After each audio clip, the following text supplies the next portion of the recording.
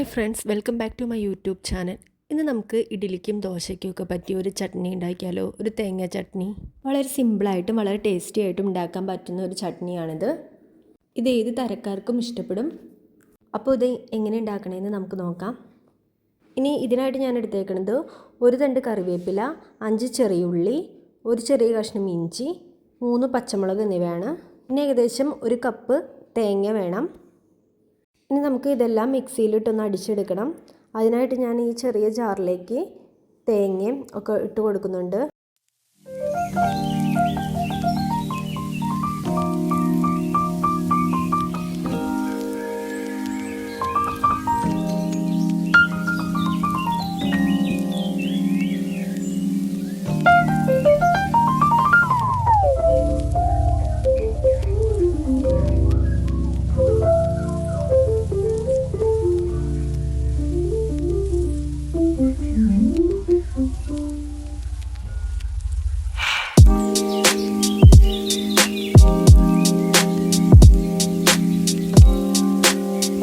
പച്ചമുളക് എരിവിന് ആവശ്യത്തിന് ഇട്ട് കൊടുക്കാം.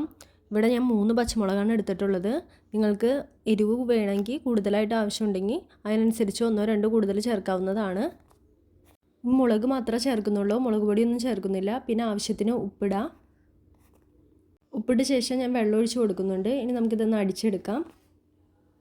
അടിച്ചിട്ട് ഏകദേശം ഈ രീതിയിൽ കിട്ടിയിട്ടുണ്ട്. നമുക്ക് വേണമെങ്കിൽ കുറച്ചും കൂടി വെള്ളം ചേർത്തെടുക്കാം കേട്ടോ. അടുത്തതായി നമുക്ക് കടുകൊക്കെ മൂപ്പിച്ചെടുക്കണം. അതിനുവേണ്ടി ഞാനൊരു പാൻ ചൂടാക്കി എടുക്കുന്നുണ്ട്. പാൻ ചൂടായ ശേഷം നമുക്കിതിലേക്ക് ഓയിൽ ഒഴിച്ചു കൊടുക്കാം. ഈ വെളിച്ചെണ്ണ ചൂടായി വന്ന ശേഷം നമുക്കിതിലേക്ക് കടുകിടാം. ഇവിടെ വെളിച്ചെണ്ണ ചൂടായി വന്നിട്ടുണ്ട്. അപ്പോൾ ഞാൻ ഏകദേശം 1 ടീസ്പൂൺ കടുകാണ് ഇതിലേക്ക് ഇടുന്നത്. കടുക് മൂത്ത് വന്ന ശേഷം നമുക്കിതിലേക്ക് വേണ്ടത് വേപ്പിലയാണ്. 1 തണ്ട് വേപ്പില ഞാൻ ഇടുന്നുണ്ട്. വേപ്പിലയുടെ കൂടെ വറ്റൽമുളക് ഇട്ടുണ്ട്. വറ്റൽമുളക് ഓപ്ഷണലാണ്, നിങ്ങൾക്ക് ആവശ്യമുണ്ടെങ്കിൽ മാത്രം ഇട്ടാൽ മതി. ഞാനിവിടെ 2 എണ്ണം ഇട്ടിട്ടുണ്ട്. ഇനി നമുക്കിതിലേക്ക് മാറ്റി വെച്ചിരിക്കുന്ന തേങ്ങയൊക്കെ ഇട്ട് കൊടുക്കാം. ഈ സമയം നിങ്ങൾക്ക് ഉപ്പ് നോക്കിയിട്ട് ഉപ്പ് കുറവാണെങ്കിൽ അതിനനുസരിച്ച് ഉപ്പ് ഇട്ട് കൊടുക്കാവുന്നതാണ്. ഞാനിവിടെ കുറച്ച് വെള്ളം കൂടി ഒഴിച്ച് കൊടുക്കുന്നുണ്ട്. ഇനി നമുക്ക് ഈ വെള്ളം ഒഴിച്ച ശേഷം അതൊന്ന് തിളയ്ക്കണം.